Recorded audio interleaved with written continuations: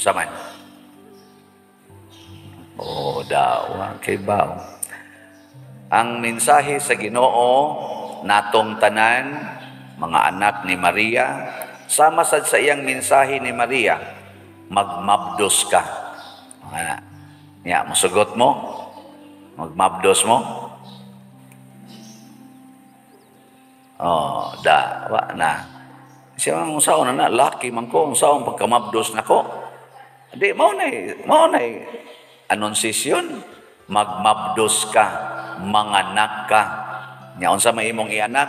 Manganak ka og balaan, tawga siyag Hesus. Pasabot mga igsoon, ang mensahe sa Ginoo nato matag adlaw sama ni Maria, ang anunsisyon sa Ginoo nato nga mahimutang tuburan sa kaluwasan. Nya unsaon man nato nga mahimutang tuburan sa kaluwasan, kinahanglan sama ni Maria magsige ra gitag ingon, sulugoon ako sa Dios, matuman dinhi kanako sumala sa imong pulong. Kana gipiting ninduta, mahimo gitang agents of salvation. Mobitang sa atong unang pagbasa, pag-announce ni propeta Isaías sa sugo sa Ginoo ngadto ni katong hari nga Akas ba to? Niingon si propeta Isaías, ang Ginoo nag-ingon pangayo bisag unsa. Bisag adto panas kinaladman sa dagat o kinatumyan sa langit. Ang sabay gitubag ni Akas. Niingon siya, sulugoon ako sa Ginoo. Niya na. Oy, ang iyang gitubag sa dili nako sulayan ang Ginoo. Sakto ba ya ang iyang tubag? Nganong sulayon man nimo ang Ginoo? Pero wa man nimo sulaya ang Ginoo kung mangayo ka tungod kay gisugo tas Ginoo. Mao bitaw sa atong pag-ampo sa amahan namo, gitudluan kita ni Kristo pagpangayo. Importante kay nang mangayo ta. Pero mas importante nga mosugot sabta sa itanyag sa Ginoo nato. Tanglitan kamo mga asawa, kung ang imong bana bisyoso kayo, siging inom, sugal, pakapinan pagyog babay. Unsa may sugo sa Ginoo nimo isip asawa, aron naay kaluwasan, imong sige hagyaw-yaw, usbo nimo ang iyang batasan, maningkamot ka nga mausab gyud iyang batasan niya. Kung dili mausab, imo dayong ingnon, buwagan tagi kang buanga kag di ka mag-usab. Bantay bitaw, buwagan giti ka. Anaon. Mut lang. Kamo may naiba na. Oy, ang sugo sa Ginoo nato mao gyud ang pagpakatao sa iyang pulong. Unsa may mga pulong sa Ginoo nga haom kayo ani, pasaylua og kapituan kapito.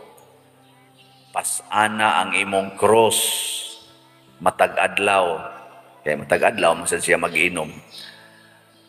Nya pagpakamatay para sa imong gihigugma kay mamatay gyud ka ana dugay sa pamailain.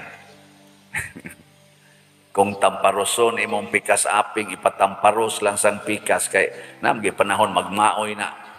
Matamparusan yung ana. Ang ana. Nya inyo nang pakatawhon kini mga pulunga in relation anang maong sitwasyon, pakatawhon ani mo. Or di ka mo pakatawa na may ka nga di ko ana. Mana ka? Hoy, tubag. Lingi-lingi lagi mo.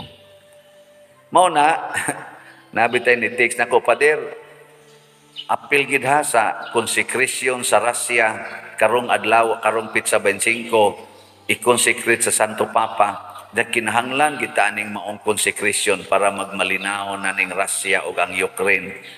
Ako na malandong dayon ko nako, murag na consecrate ta manas una, nganong wa man gyapon na mo epekto. So, wanay gahom ang Ginoo. Adtong consecration sa 1984 with Saint John Paul II o sa tanang mga obispo, wa to'y gahom. Ato na sang usban karon.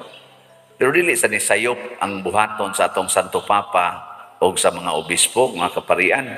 Di na sayop. Pero dunay dako dihang question mark.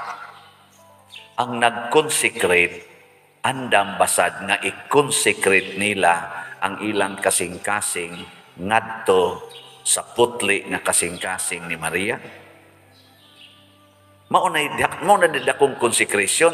Mo na nga niingon diri sa atong ikaduhang pagbasa, wa ko magkinahanglan anang sige mughalad anang mga sinunog nga mananap. Wa ko magkinahanglan ana giluod na ko anang purting daghanang libuan ka mga mananap sigihag sunog. Ang iyang gikinahanglan unsa man, usa ka mapaubsanon og mahinulsulon nga kasing-kasing. Mao na gikinahanglas Ginoo.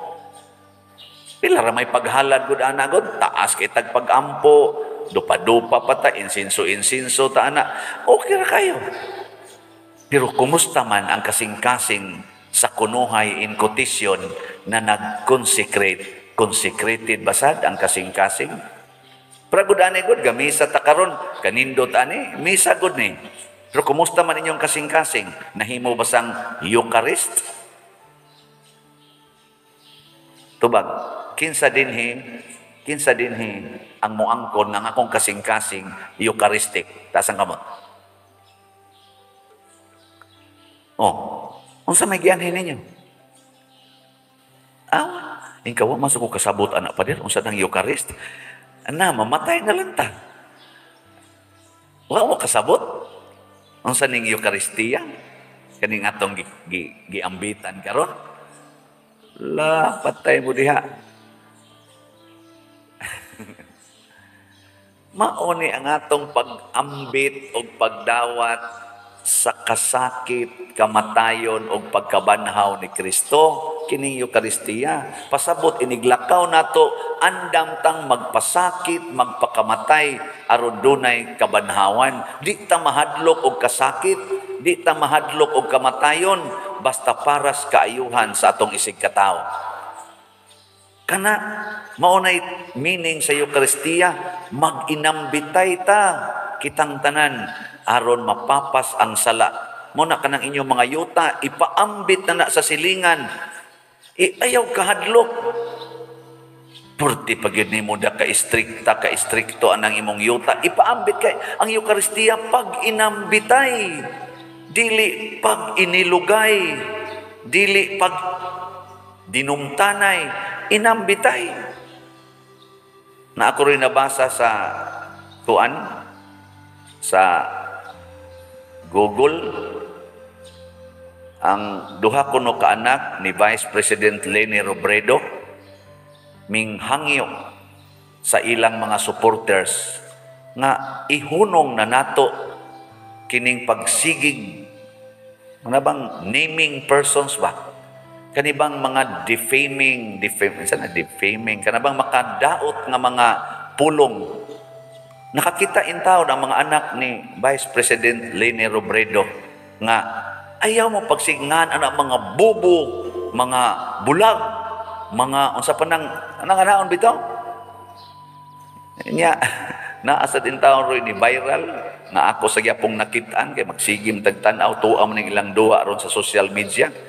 Naay supporter sa kuno to ni BBM nga nag-isa sa iyang support pero PWD ang pikas mata ba kanang buta nang napisok ang pikas mata usa na lang kabuk iyang mata 14 daghanang ni comment nga mga nagbutang sa dogping sa ilang kaning ilang background sa ilang vlog, so mga pink to sila.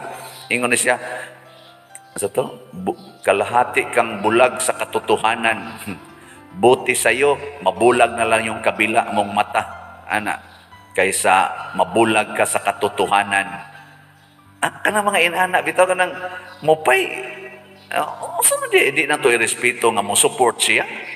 Nakakita ni Ana, kay purting react sa mga katusang BBM, gisaway og maayo ang mga kanaganing supporters ni Leni Robredo. Maapil man sad in taon ana ang main nga nagkumpanya wa man magbuhat tingali anas lini, pero ang iyang supporter maapil man. Pras god ninyo dinhi, kusog kay mong manguan na ng inyong mga yuta, mangural, nya kusog kay mo maningil og kuan kaning utang, o nya sige mong simba dinhi, nya ako dinhi. Moingon gid na sila nay. Mga parishioner ni Pedersiano liwat sa tingin aniya, hangol kay kwarta. Labi na gyud magkinihaay na mo dito, nya pulos mo parishioner dinhi, nya nagkinihaay mo tungod lang anang utlanas yuta nga pila ra ka metros ang nalahap. Unsa may isulti? Ang liwat nas pare, ngwartam sana sigbaligya ng slot. Anaon, maapil kaning ako mga driver, kaning sakristan, kanang mga staff na ko sa opisina, inigana niyo sa opisina, mga kusmod kay naong, saman ato. Kuwang man ana. Sa sus naong bayan ng mga naas opisina, liwat nas pare. Maapil gidayon ang leader. Mo nakita sad si Maria man kay atong leader. Si Kristo man kay atong gisimba dinhi. Miila man kata sa alliance of two hearts ni Mary og ni Jesus. Kinahanglan maliwat pud ta, mahimo lagi tang Eucharist. Mahimo tang pagkaon ngadto sa uban. Dili hilo, dili lason sa ubang tao. Pagkaon. Unsa may pagkaon, makatagbaw sa panginahanglan, labi na gyud sa kagutom. Kamo karon sa inyong mga silingan, makatagbaw mo o makakuyaw? Makatagbaw mo? Tubag? Tingog. Oo na. Karon gani, wapam kita matagbaw, kaya wapam mahalin og hurot atong slot. Ngano man? Jutay pang namalit. Nganong jutay mang namalit? Di pa man ni among concern kita sa atong kaugalingon. Di lang yung kong palitan. Di pa man ko. Concern pa man. Tanawa concern kay kasi imong kwarta, imong balay, tanawag makanser ka. Di ba? Dool juga din, ba? Sige na kayo kong Ginoo in taon, Ginoo, tabangi taon ko. Sa Ginoo, palit sa salat, aron maayo ka. Palit ni mo, stage 2 ka, mo stage 4 na. Mo stage 4. Nasa ko'y laing nakitaan nga kuan sa YouTube, daghan naman kayo ng gawas ka kuan. Sige man kong ingon din hino nga, wa jud ko kadungog nga naay politisyan nga ang iyang kaatbang, iyang giday. Di ba ningon ko ana? Karon usbon ko na. Nakakita ko sa kuan di ay debate, presidential debate. Panahon nilang katong sila pa si President Duterte, di ba naaman to si Miriam, anhing Madam Miriam, defensor. Apil man to siya. Giatake ang iyang pagka-stage 4 cancer. Nya katupad man to sila si President Duterte sa ang ilabang kanin-ani ba? Dito, ingon din, nganong midagan pa man ka, madam, ang mga question ba, nga stage 4 naman ka, cancer, wa baka maawa sa Pilipinas, nga basig, og mudaog ka pananglitan, mamatay niya ka, ingon din siya nga, nganong madag stage 4, wa pa man ko mamatay, wa man gibutang sa konstitusyon, nga kung naa kay stage 4, mamatay na ka. Ang sana, di nakakadagan, dagan ko kay nagmahal ko sa atong nasod. Yan ingon sa murag passing ra man gud kadto pamkuan pangutana sa Duterte, ingon din siya nga ikaw unsa may imong ikasulti sa daan ni kuan siya. Kaninoon idol man gid nako si Madam, gani proud kay kong natupad meron, idol gid nako, wa jud ko gikasaway og siya mo daog support gyud ko niya. Nya tubag sa Miriam og ako say mamatay di ama sa Duterte. Kana bang nagkunanay sila ba perti kong pamakpak sa mga tao kay wa man sila mag-away. Kanindot no ingon ana na day nahitabo di pero namatay sa laging taon si kuan Madam. Pero kana bang naay kasing-kasing ana di ta magsigig away. Tara sige kog sulti dinhi Kanus aman tamuhunong aning atong pangumpanya nga magdinautay, dauton ang kontra aron monindot siya. Mosamot baya kag kanin kabati kung manaot kas imong kontra. Karon gud anak intawong Vice President Leni nihangyo na sa ilang supporters sa to convinced the unconvinced. Mo'y ilang punto. Knock at the door of your neighbor, of your opponent. Nindot kayog kasing-kasing. Ang mga kasing-kasing sa anak ni katong duha ka anak. Mao ni ang gikinahanglan karon. Dili ang pagsinawayay, no? Kay kaning sinawayay mo sangko ginis gubat, mo na rin tabo ng Russia ug Ukraine. Siging sinawayay, sigig ingon ikaw sayop ka. Kana diyon sige hingan mga bubo, mga bayaran, kapoy ba ang paminahon, oy? Nya ngusasan minsan kamo otro pa mong bubo, otro pa mong bayaran. Si Maria, wa maghuna-huna, unsa kadautan ang kalibutan. Ang iyang gihuna-huna, matuman ako ang sugo os Ginoo. Hangtod gyud ni abot kining iyang pag-ingong yes. Kining gitabtog iyang fiat, ang iyang pag-ingong yes to the word of God. Ni abot gyud ni mawa gyapon siya reklamo sa dihang gibitay na ang iyang anak sa krus. Maura gyapon iyang gisulti, sulugoon ako sa Dios. Matuman dinhi kanako sumala sa imong pulong. Wa gid na mausab. Bisan pa sa kasakit ug sa kalipay, sa kinabuhi ug sa kamatayon. Mao na atong buhaton karon ug ang Ginoo mo gamit nato para sa kaluwasan. Ang Ginoo mo gamit nato para sa pagbag-o, pagnindot sa kalibutan. Di ba ang Espiritu Santo mo may mikonsad ni Maria?